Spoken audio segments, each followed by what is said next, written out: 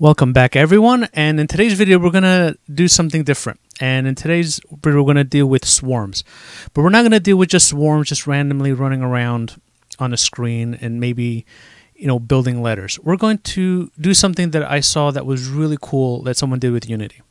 So Makan Gilani, he created a really cool prototype that he showed off with a bunch of with GIFs, where he kind of has these, like, technically they're bones, the way they look like. They're bones that are considered like swarms of bones that kind of fly around and reassemble themselves into shapes. In some shapes he actually builds into like giant mechanical robots. He has giant mechanical birds that spit out more particles, essentially. So like all these, things like that. And I think this is the video that we want to focus on, because this really shows you what we're going to really experiment with today. As you can see, there's a bunch of bones, but those are really, even though they're bones, they're really just particles. They're just taking the shape of a bone. And you'll see that these particles take a shape and attack the character in different ways. Like right now, it's forming an arm, and then it's attacking it as an arm. Then it assembles itself into, like right here, I consider like a drill shape. Like it's kind of like a drill or some kind of mesh that's kind of trying to attack the character. So it's kind of interesting where you can have these like kind of cool animations being done with particles if you do them the right way, and if you treat them as like bones in a system. And I've been doing a lot of armature IK stuff lately, so this kind of fits in there, but it goes in a different direction. Where when I'm just dealing with one skeleton, I'm actually trying to apply all these vertices to a skeleton. Essentially, you're controlling all these vertices individually as these things are. So in today's video, we're going to deal with swarms, but assembling swarms, like mechanical swarms that create a shape, and you can control them. And I built a bare bones simple. A couple example to really illustrate, but to show you that we can do things like this. I also created 2 extra samples. So I have a swarm demo number 2, where you have my little swarm of particles. If I press spacebar, they form into a drill, and they attack the red dot. The red dot is my character, and as you see, once it's done attacking, it returns back into its swarm animation. So I can press spacebar and I get a new random dot. And you can see as I press spacebar and my character is moving, my particle attacker is like, it's staying formed in its attack shape, and it just keeps kind of slightly reforming to take the direction that it wants to attack. And then when I'm done, it gives it a second and then attacks. And you'll see it speeds up a little bit, and then it goes straight toward it, and it falls apart. So that's kind of like that one part in the animation where it was kind of like zipping all over the place and attacking. That's right. And I also have swarm demo number 2, which again starts off the same way. Has a nice little swarm. Press spacebar, it forms itself into an arm and attacks, just like what he did. Except his is looks nicer. There's lots more particles, and there's tons of crazy animations of it flying all over the place. But this is something he probably spent a lot of time on, and I think I spent maybe 2 weeks on this, and just as a prototyping concept. And I did it a couple of times to really try to figure this out. So yeah, there you go. So like I said, you can have it form a shape, you can have it attack, you can do whatever you want. So this is going to be the first demo. This is what we're going to work on. We're going to work on something simple instead of having all these other crazy shapes, because creating this shape is essentially the same way you approach creating any shape you want. So we'll start with something very simple. All right. So let's dive into the code, since we are going to do some fun stuff. All right. So there's going to be, here's our lesson 120 folder. I'm surprised we're at lesson 120 already. That's amazing. Let's get to 150. All right, so I have a file called particles.js, and since we're using ECS design pattern, we need a component and we need a system. So the system is the easiest one, so we'll look at the system first. And the system's very easy. Did I just actually add something to here? No. Okay. I smacked my keyboard by accident because I'm using my hands. So the system is it just goes through the list of any entities that have particles, and checks to see if has been marked as modified.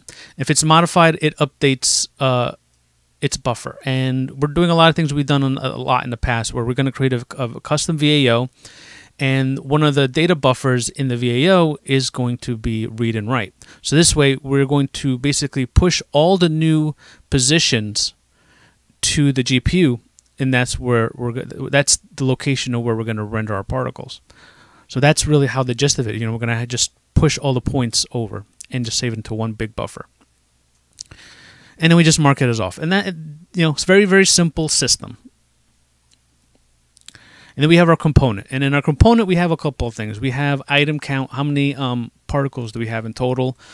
Items is just an array of how many particles we have that we're using.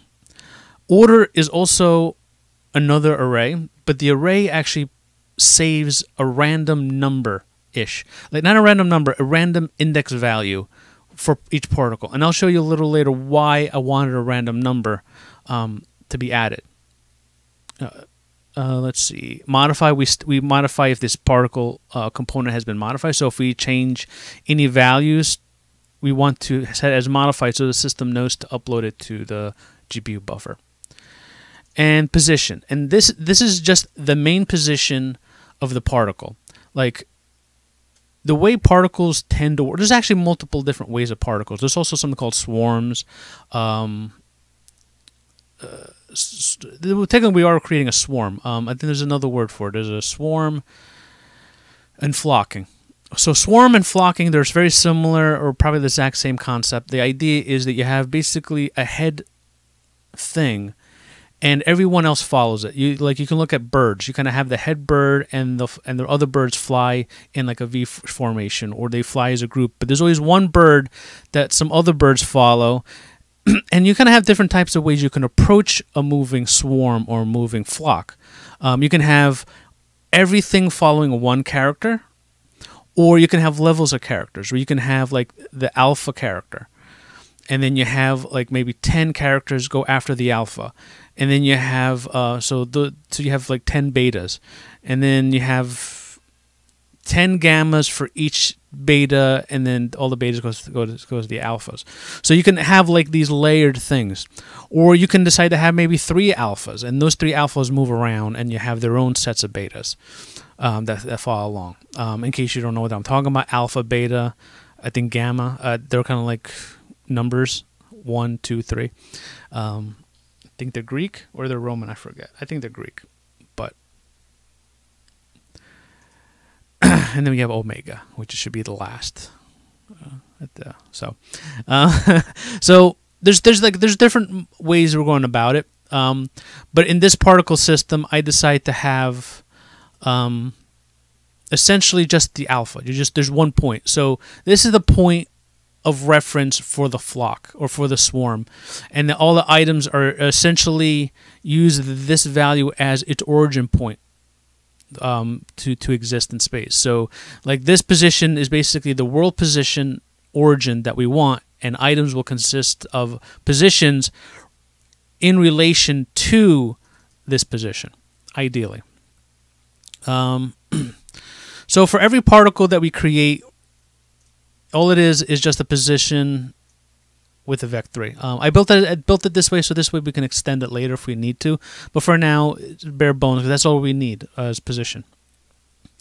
And when we initiate the components, we pass in our entity, we give it a name, and we say how many components we want, or how many particles we want. So as you see, I made it null, because I like to do things this way. So this way, when I create an array, it's automatically created with that specific amount of elements. So this one I don't have to do push or pull or any. I don't have to do any pushing. I could just say straight to that. So that means the array's already fully created, and I could just start putting the particles in there. It's just more efficient that way. Normally people just create an array and they just push. This way, the array is created. So it's a more optimized way of doing arrays. If you know exactly how big an array is going to be and it's not really going to change, this is probably the best way to go about doing it, just for efficiency's sake. So once I'm done creating the particles, I have two arrays. I have the items in order, and you see the order keeps the index. Then I have a function called a shuffle array, which kind of just shuffles that array. To quickly show you, I found it online somewhere. It's a really cool, simple algorithm. I really like it. What it does, the shuffle array does when we're reordering the order number, is that we start from the end to start. So let's say there's 3 items. We start at item 3, and we say, well, give me a random number between 1 and 2. So let's say I get 1. So you swap the value of 3 with 1. Now you're done. You go to the next iteration of the loop. Now you're on item 2. Then you say, well, give me a random number between 1 and 1, right? And you can only get 1. So you swap 2 with 1. And then when you reach 1, you're done. So like I said, if you think about like 20 or 30, you end up going backwards and you just shuffle everything, and it's random. So it's a very quick shuffling of an array, and it's very efficient because you're going in one direction. Lately I've been learning big O notation. So this is a big O notation of n, if I remember correctly. So O, oh my God, big O, oh my God, cap locks, why? Big O of n. So this is, so like I like this algorithm because it's a simple big O of n algorithm. It only loops through once, and that's it. So whatever size this array is, that's how much processing it needs to do. I know. I'm learning data structures now. I'm taking online courses to get better at programming, things I didn't learn from college. So you're going to see me start doing like big O notations and things like that, to kind of tell you if something's more efficient or not. All right. So now we know how the shuffle works. So you get an idea how to reorder the array. Then we're going to create our particle, and we're just creating a very simple VAO. And the VAO that we're creating is basically a diamond shape. That's all we're doing. That's all this is. It's so I can actually set the size very easily this way, but this is just a diamond shape, and this is connecting all the triangles. And we just create a VAO, and we set the draw mode to that. And when we create a VAO, this is how we do our VAOs. We have the vertices, and then we have position. Now, the reason why we're creating a custom VAO instead of using our standard VAO is because this is going to be instant. So our particle is this one mesh, and then we're going to use instancing to duplicate this mesh as many times as possible. And then we're going to control the position of each instance based on the buffer positions. This is where we're going to store the position of every single particle in our system. So there's extra values that we use in our VAO creator. These kind of say, okay, this is going to be our instance buffer. So for every vertice, or for every vec3 inside this buffer array, it corresponds to one complete mesh. So if you're new to this and you don't understand instancing, you should probably check out my old videos where I deal with instancing. Where basically the idea is you create an entire mesh and you can duplicate it on the GPU as many times as you want with extra attributes. So in this case, like I said, I'm making one mesh, and then I'm having an array control how many times that mesh gets duplicated and where they get positioned. And like I said instance, and the instance is the item count of the particle. So this is why I keep track of how many particles that we have. And in the end, when we need to do update, we do a flatten data. So we kind of just loop through all our items, get its position, and then we kind of just save it into a position float 32 array, which then gets pushed into our GPU, which pushes it into our VAO, the buffer position buffer. And that's what we kind of do in our system. So we flatten our data, because right now it's actually just the way the array is, it's an object with a position property, or like it's a struct. I like to use real programming terms. So it's more of a struct. And then that struct has a single variable in it, or element, field, I don't know, so many words you can call it. And I save it into a flat array. So that's why I call it flattening the data, because instead of having an array of vec3s, I'm creating one giant array, and it's just a collection of floats that comprises. Like again, if you're new to this, a lot of this stuff is actually dealing with raw buffer information that you're dealing with the GPU. If you're coming from other systems like Unity, you don't deal with these kind of things. But yeah, this is how we roll. We roll with the raw APIs. And that's essentially, that's the particle component end system of how we're going to manage our components. So now, let's see. So we got a couple small things. We got like our random target function, which is every time I press spacebar, which is right here. When you click a spacebar, I say random target. So it just goes, creates a random point, and then updates that position inside our particle component. And then moves our point in 3D space, so you can see where the point is randomly. So that's pretty easy. On render, we're going to do a couple of different things. These don't make any sense right now, but once you understand what we're doing, you'll get what that means. So we're going to have 13 particles. We are going to create a new entity. We're going to pass that entity into our particle initialization, which will then add our component to handle particles, and we'd set how many particles we want. So that just sets up our entity, and then we're going to have something called particle state. Particle state is essentially a copy of our particle items. So if we go back to here to particles and have this array items that we loop and recreate, and we say particles new item, that's what particle state is. The particle state is just a copy, another array of all the particle, an array of particle components or structs, whatever.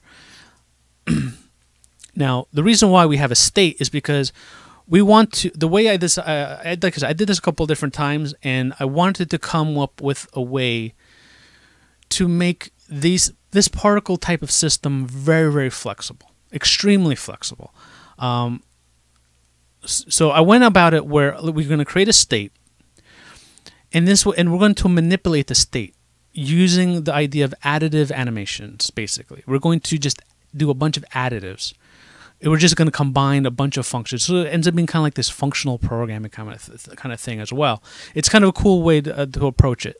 So the idea is we're going to create a state, and that state holds, like in this instance, we're going to use the first thing we're going to do. We're going to say a shape. We're going to apply a shape to our state. So this way, we're going to say this is the position of where the particle alpha is, and we're going to build a circle around that alpha based on how many particles. So if we have like 20 particles or 50 particles, this function will just create a circle based on how many particles there are. So we don't have to do anything. And 3 is just the radius, how wide I think it has to be. I want it to be. So once you have a shape, then you have like another, like a particle system function I call particle state follow. So the idea is that you pass in the state, and you pass in the actual particle component, and it takes whatever's currently in a state and tries to move it closer, or like the state is where you want to be, and particle state follower takes where it currently is and tries to move it toward where you want it to be. So our state object is basically our final destination. So we're using our state particles to define our final destination. That's where we want to end up. That's the position we want to be. That's the shape we want to be. So when I guess if I come back here, I say apply shape. So that's what I'm doing. I'm trying to create this final position, this final shape that I want to be at. And the follow function. So I pass in the exact same thing. So I have the state. I want to be here. And I'm passing in particles. The particles is over here somewhere. It's in its own shape. Maybe it's in the middle of transitioning from one position to another. It doesn't matter. It's where it currently exists in 3D space. So particle follow says, okay, I know where it is. I know where it needs to go. I'm gonna try to move it there. And then what that does, it updates the state to be in its new position. And then when you're done, you just apply. You say, okay, well, here's my state, apply it to my particle system. So all said and done, I'm done. So you do all this, so you can do anything you want. You can actually do multiple levels of manipulation on your data, and you can do it in a lot of different ways. So we're going to show, like I said, I have other shapes. I have circles, I have sphere, and I have something else. So so let's look at what, let's say the state circle one is. So we have our constructor. We say, oh, that's the first property is time. How long does it take to do one complete cycle? And I can't remember. Is this new or is this old? Cycle. Because I have a new file called timing.js. I haven't done a video in a while, and I've been doing like so much programming in the last month or two. So I've been using these classes for a lot of animations. In case this is new to you, I have a new file in fungi.mod, and I call it timing. Timing allows me to control time, essentially, in a lot of different ways. So I have a class called cycle, and cycle allows me to define how much time it takes to travel the distance of pi times 2. So essentially, how long does it take me to go a complete circle rotation or a complete circle movement? And I do that simply by just incrementing time, but everything is based on pi 2. So if I go over pi 2, that means I'm done with a cycle. I'm going to start another cycle. So when I say seconds, how much time does it take to do a complete circle? And I'm just end up calculating the actual increments and everything else. So this one I call next. I'm done. So, yeah. So it's essentially, it's basically just a clock. Essentially, it's like running around a circle. This allows me to control time based on a circle mentality. When I want to do like walk animations, like I have the left leg moving. Right, the animation of a left leg is the same animation for a right leg. The only difference is they're timed differently. So if I based my animation based on a cycle, I can say, well, the left leg starts animating at 0, and the other leg starts animating at 50%. So this way, if everything's built on a cycle, it's easy to control the animation that way, saying, okay, well, it's half a cycle ahead. So start at half. So this way, when I do the leg animations, they actually animate in sync with each other based on controlling time. It just makes it a lot easier to control and manipulate time when I use cycle. I also have another one called clock, which is a straight clock. So you just say 2 seconds and it just runs 2 seconds. And then have something called run stack, which just runs a bunch of you give it like a function and it just keeps running that function for like 2 seconds. So, all right. So if you see cycle, you're like, well, why? What's cycle? Okay, so I'm controlling time. So I'm basically saying, a 360-degree worth of movement or a complete cycle of animation can be done. It takes 2 seconds to do one complete cycle. So this way allows me to control the speed up or slow down the animation. And then just the radius of the circle. That's all I want. And then when I do apply, you know, I get the next cycle, so I know its position. It's and since cycle is a 360-degree thing, and I'm making a circle, it just everything kind of just flows perfectly. So that means the cycle value is it's between 0 and pi2, and I'm making a circle anyway, which is a circle, so I can use the straight values for animations very easily. And basically, like I said, and for every particle, I just move every particle into position based on their eye position.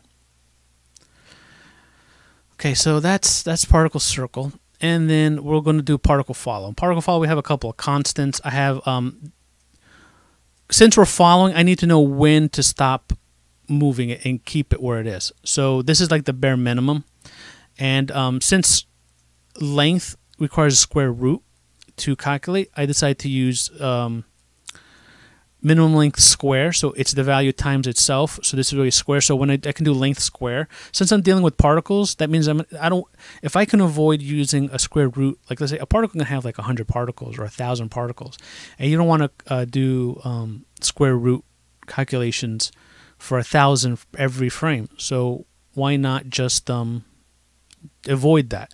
So that's what I'm doing. I'm just trying to remove one mathematical operation, a big one, out of the system, so this way I can kind of speed things up a little bit. So particle follow has speed minimum and speed increment. So this is like the minimum speed that particle has to travel, and so no particle can go at 0 speed. So every particle has to move. So that's the minimum amount of speed a particle is allowed to travel. I just did it this way because I accidentally, when going from 0 to something, some particles always left behind. So I want to make sure a particle can. There's always going to be that last particle that takes the longest to get there, and that one's going to be at that minimum speed. And then every particle in the array. So if the first particle is going to be the slowest, the last particle is going to be the fastest. Unless the array is unless you do the array backwards, and then the first particle is the fastest and the last particle is the slowest. But that's up to you how you want to create your arrays. And you can just set speed, or if you want. And so the speed scale. So I do a lot of like small variables, but so we're going to loop through all the particles, and we're just get some references at first. So this is the state that we want to modify. This is where this is the word the end position wants to be. This comes from our component. So this is our current particle. This is where our particle currently is, and this is where our current particle's like order value is. Right now, I'm not using it because I want to show you the difference. So for this specific particle, we're going to calculate how fast it's going to move. So it's going to move based on its minimum speed plus its incremented value, like what position does it have in the array, times the incremented speed. So in here I say the default's 0.2, so the more particles there are, the faster they end up going. And then we add those two up, and then we multiply it by our delta time. So this way we could create our movement frame rate independent. What else? So now we subtract the position we want to be at and the position that we currently are. Save it to V. We get the square length of it. So this way, if the square length is greater than the minimum, if it's greater than, that means we are not at the position we want to be. If we're at that position or very close to that position, we're golden. We don't need to move anymore. So then we check to see length squared is greater than speed. If the length is greater than the speed, that means we're going to overshoot it. We're going to go past the endpoint. So if we're going to if our speed is too much, we're going to overshoot it. We're just going to normalize it and then scale it, and that's it. We're going to just stop right there because if we're fast enough, we're just going to just stop on a dime right there. And if not, we're going to scale our speed by a certain fraction, by a certain value. So with this, we can kind of control the speed, so we're not going too fast. So we're kind of, this speed scale kind of creates a delay. So this way, things don't zip right to it. It zips at a certain thing, because everything's based, because this is the length from point A to point B, and how fast do you want to do that.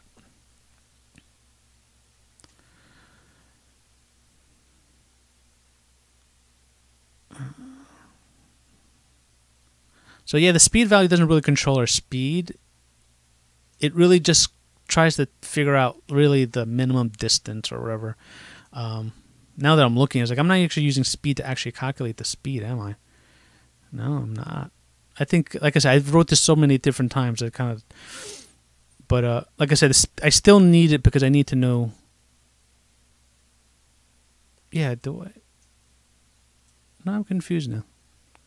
Because I'm using the V. V isn't based on scale, on speed. Oh, that's weird. I actually probably don't need speed. I haven't touched this in over 2 months. I'm sorry. But whatever, it still works. It still does a pretty good job of animating it. But you can probably get rid of speed and do something else. And when all's said and done, we take our original position plus the speed we want to go to, and that saves it back into state.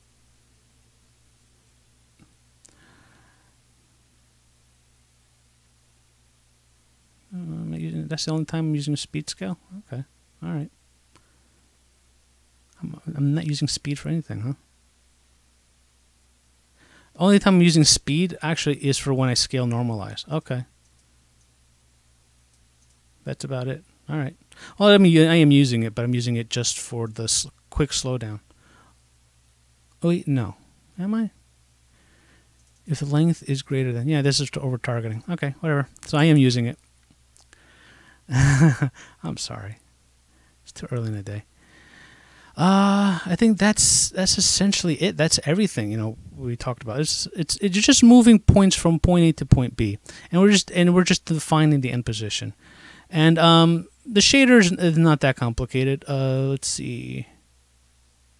So we have our A position, and this is what our normal vertice. And then I have like a location 10, which is where I put A pose, and this is where the position, the position for the actual instance. So that's more of an instant position. So all we do is take the vertice position, add it to our position that we want it to be, and that becomes our new position. So we just add the two together, vertice plus actual particle position or instance position, and then everything else kind of stays the same. So it's very minor changes to a shader. Like I said, that's essentially all you had to do, and these 2 lines of code, and you're done. So once that's good, you just have the circle, and you press spacebar, and it just moves. And it, like I said, it does the apply shape and then apply follow. And you kind of see that last one dangling. And as you can see, the way it moves in order. So everything is in order. And that's what I said, this part, which has the random particle index, remember we do that shifting? If I do this,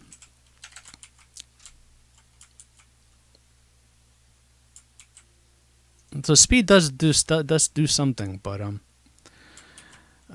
for some reason I can't figure out why. I think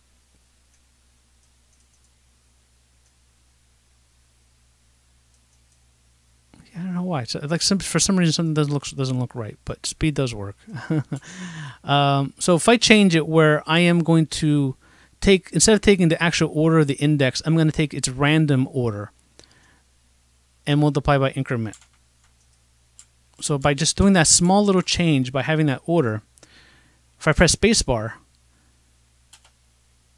now when they move, they don't move in the shape of the circle. They're more kind of random. So this way you can kind of add, so they actually act more like a swarm. And like I said, this is what follow does, and that follow function, it just takes that end position and then tries to get like kind of basically lerp you from one to the other. So I can just do all. I can confuse the hell out of the particle system, and it just boom, just folds right back to itself.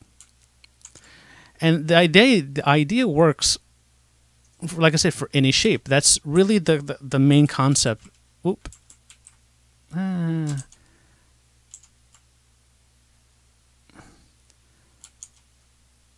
That is the main concept. So,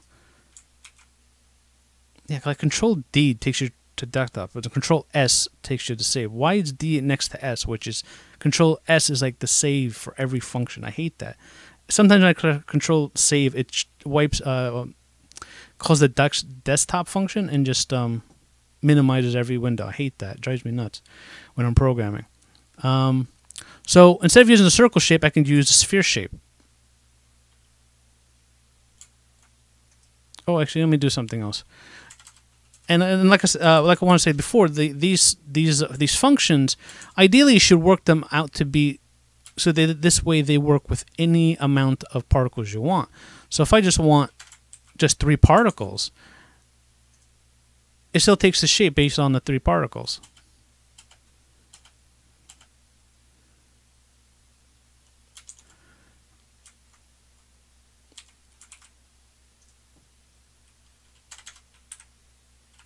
So you can make a sphere if you want.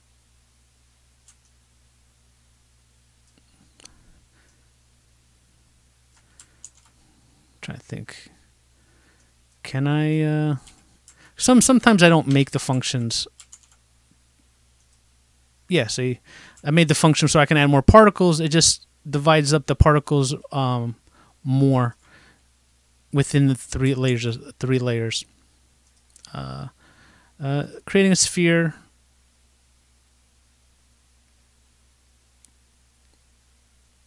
Not that bad. It's just moving points into position. I don't feel like explaining all this. It's really, there's a comments, and like I said, I just divide where is it? I don't know. Like, how many rings do I want? I want 3 rings. If I want, I could say, well, I want like 4 rings. And it creates 4 rings, and it divides how many particles you have by how many rings you want, and this way they just puts them in position. And then, like I said, I didn't really do much. All I did was uncommented, and now it, like I said, it takes the same shape. It has different timing functions for it, so this way it's faster. And then what else we got? And then we have I don't know how to pronounce this, but this is kind of this is a curve equation. And if you go into fungi.mod, this curves. I have a bunch. I'm starting to create a new class just for curves. So I have a bunch of extra curves in here, parabola, whatever. I have a bunch of places I found where it has like tons of interesting curves. That at some point I want to go through some of these and then rewrite the code and get it neat in here to work for my systems. As time goes, I'll just go through it and really just look at all these curves and see how can I apply them to animation. So, but it's great if you want to come in here and look at it. He's a very popular guy. He makes tons of great curve functions. But yeah. So I guess I can show you this one. Like I said, this one's a kind of a curve, and this is one I use to like I said, all these functions follow the same concept. You just move all the positions, the end positions, and it's all based on the alpha position of the particle system. I forgot what the value 8 is. I think it's maybe timing. So like I said, same variable. I'm just passing a new shaping function. Refresh, and there you go. And then those are the other examples of like Swarm 2 and Swarm 3, where you see everything kind of like doing this random swarming. This is the function I'm using. So everything kind of moves in this randomish kind of way. You have the last particle. He's probably like the first actual particle in the array. He's staggering, but so yeah. And there you go, and everything kind of swarms around it. So this, you can, so the idea is that the particle system is very bare bones, and the way I've developed it is this. You do this way, you can really customize it. You can come up with different methods of how to make something move from position A to position B. You create your own following. You can do following, like I said, right now I'm using kind of an alpha thing. Let's say if you want an alpha, beta, gamma type of situation where you have the main point makes a group of points move in its own way, and then yeah, so let's say we have the alpha, which is 1, then you have the beta group, which is maybe let's say three particles are following the one particle, and then each of those 3 beta particles have their own set of gamma particles that follow it. You can create your own follow function fairly easy if you wanted to. You got to think creatively. So I have an array of data, right? So I just want to give the idea, if you want a challenge of creating a different follow function, that might be different. So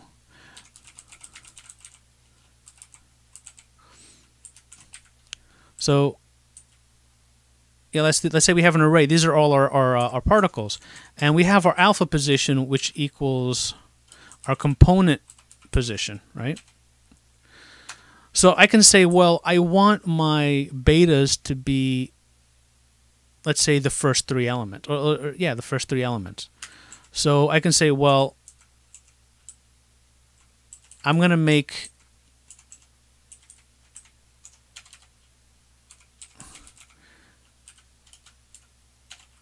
follow A. Right? So 1, 2, 3 follows A. Then I can try to divide up. Let's see how many are left. There's 5. So let's say there's a 9.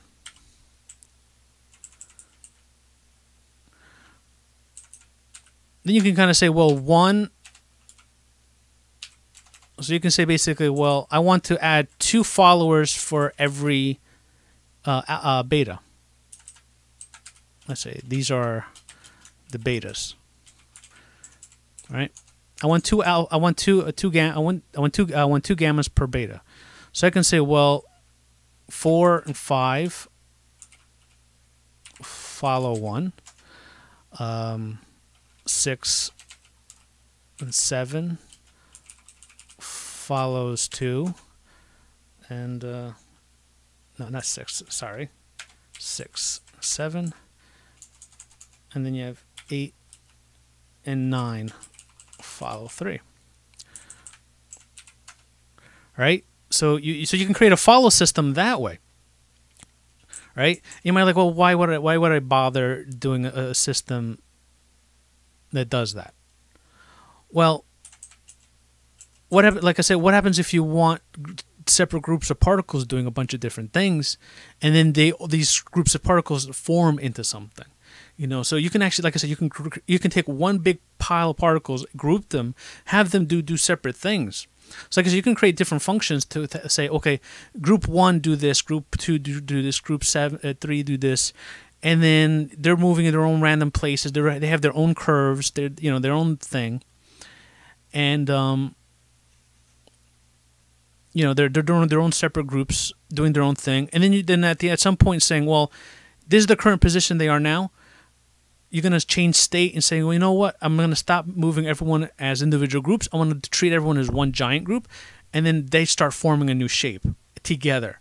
And they become the giant monster or something. And they form into a giant monster. So, or you can have a giant monster, right? You're like, whatever. And that's one shape. And then you start dividing everything in groups. And then they become smaller monsters. You can go the opposite direction. So by having one array of particles and then maybe creating something like this, where you create a function that creates groupings. So you have like their own beta. You have a beta squad that controls its own group of characters that roll around and do everything else, and just create new function like shape functions that maybe has a parameter saying do group 1, group 2, group 3. So, and he says what's the now total groups? There's 5 groups, and this function is to be applied to group 2. So the math knows to say there's 5 groups in total. So it knows that the first 5 particles are the beta, or the betas, and then it just increments everything after those increments. So you have to play with the math a little bit, but it's not that complicated if you want to create funky groups like that. So yeah, there's a lot of food for thought. Like I said, this is a bare bones example of trying to replicate what that guy did with Unity. And everything we've done in this video, this demo file, is the same thing in here.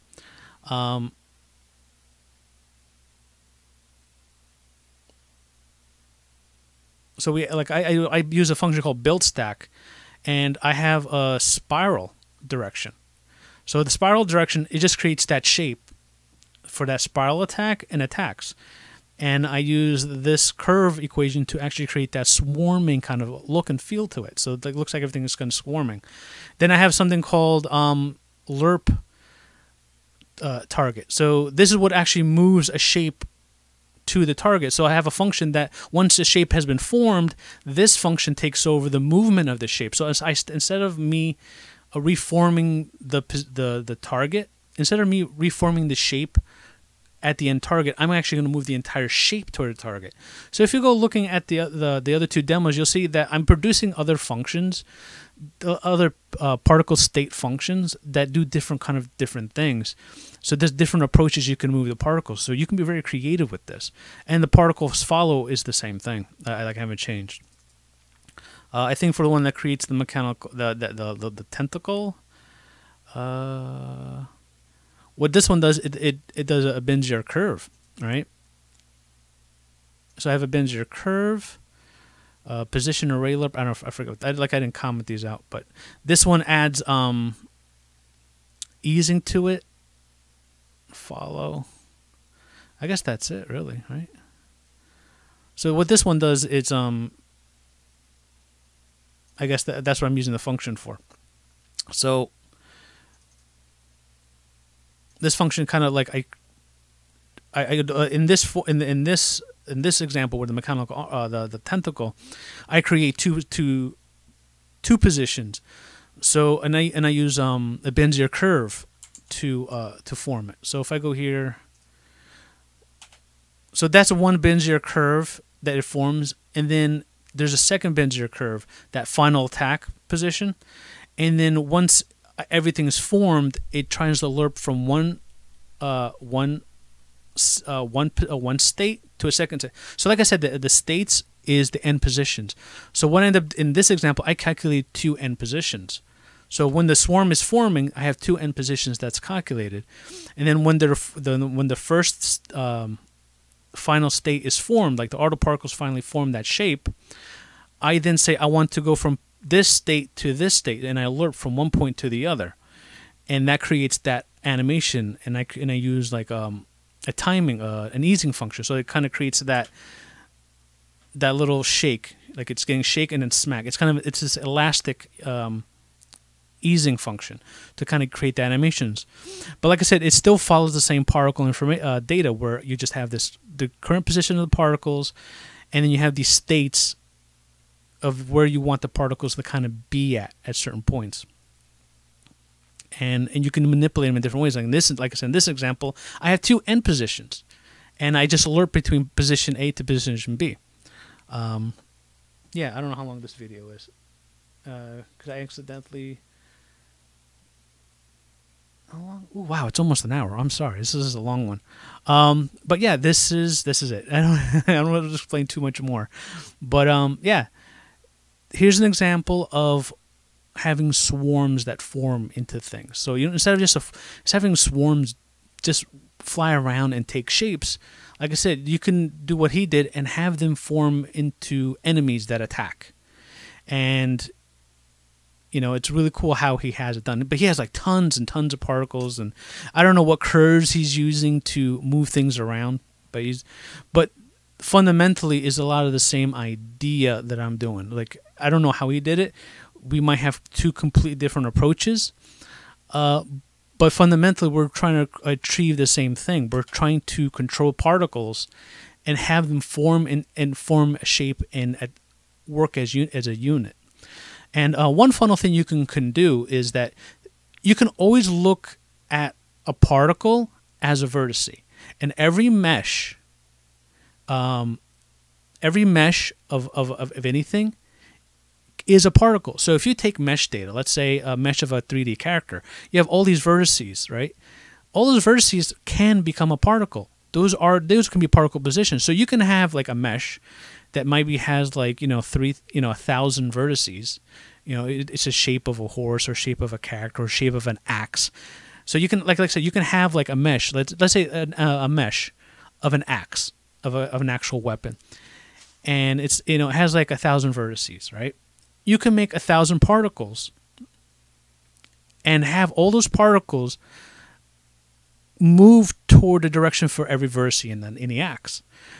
And essentially, then you are actually building that shape. And then once you have the particles in that shape, you can then create other functions to control that object. You can control that object as a whole instead of controlling each particle. You say, okay, this is the final position of it. Because don't forget, like, I'm actually controlling all the particles.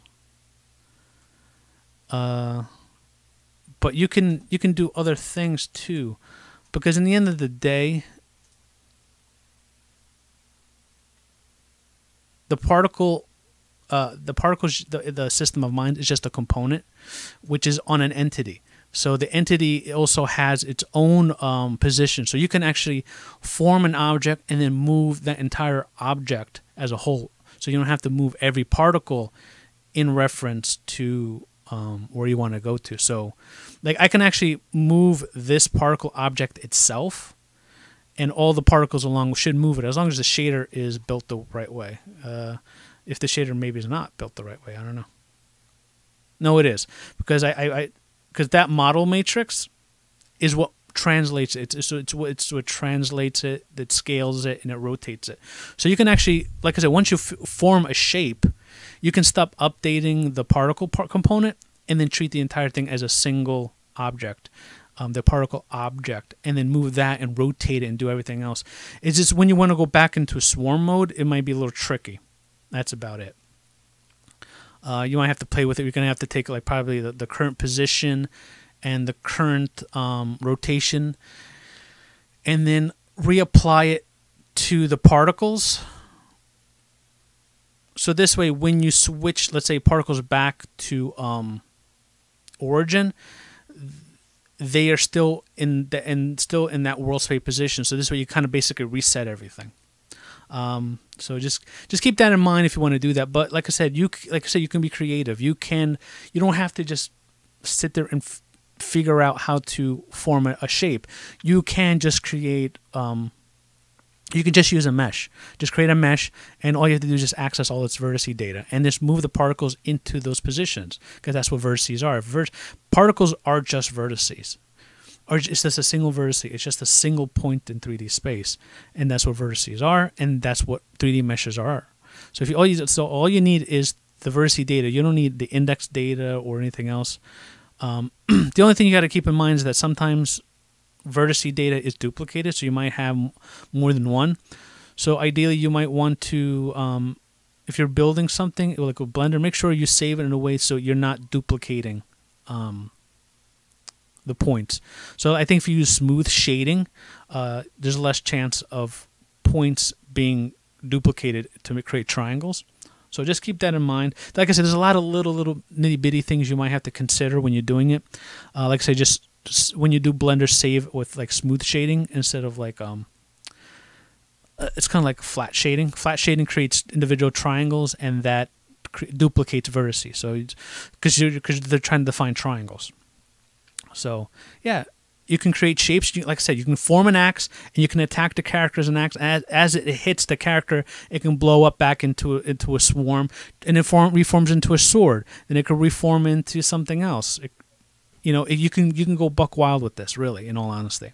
And you can find tons of cool curve functions that can create really different type of swarm animations. You can always use splines with paths to move your swarms in like these curvature ways. Like I said, there's so many things you can do. Like I said, I use the Bezier curve to create the shapes. You can, like I said, combine Bezier curves to create a spline, so this way you can do a bunch of other things.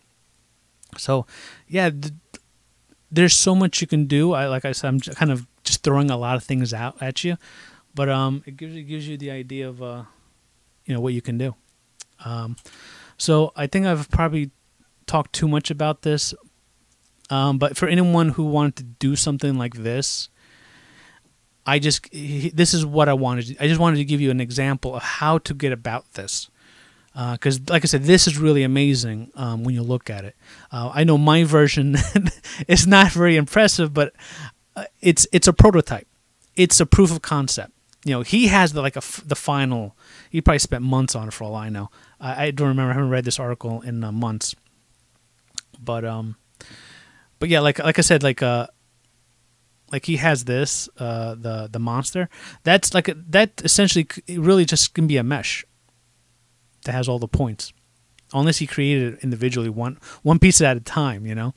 But still, it is still just vertice points, and they're all placed in position.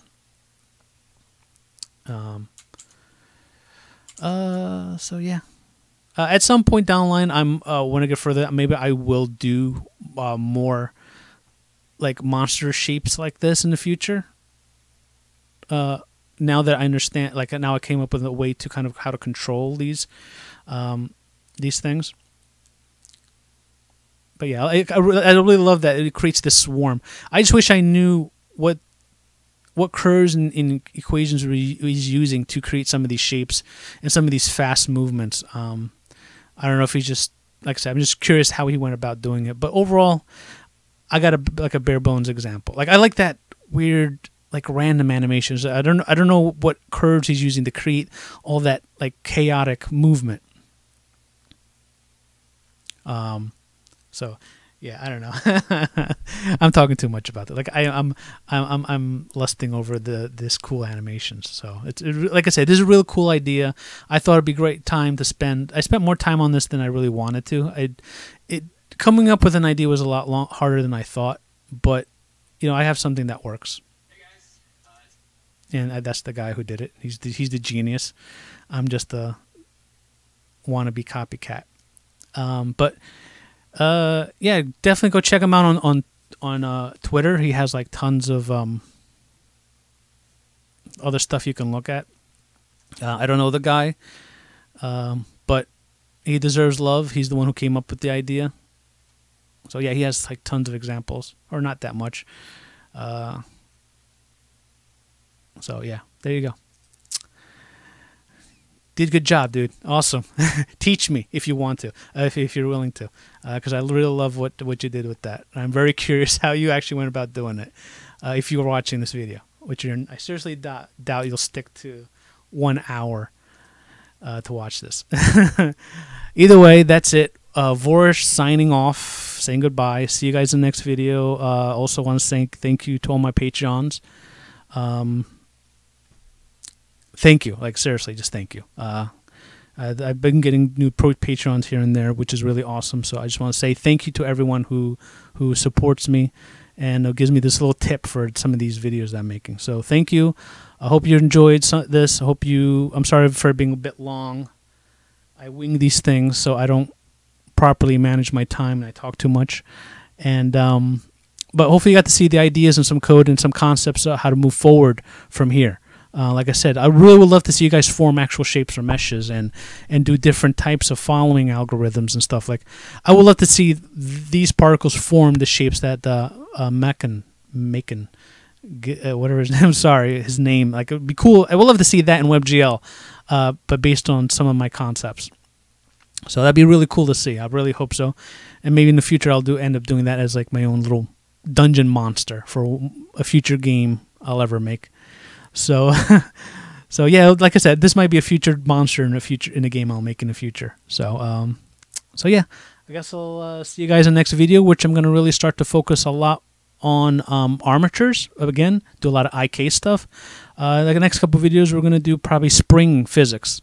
I've been doing a lot of spring physics, so we can start controlling our bones. So we can do hair and clothing and other things. So we can have some cool animations applied to our bones. So we're going to deal with a couple basic spring physics things that kind of takes us straight into bones. All right, so I'll see you guys in the next video.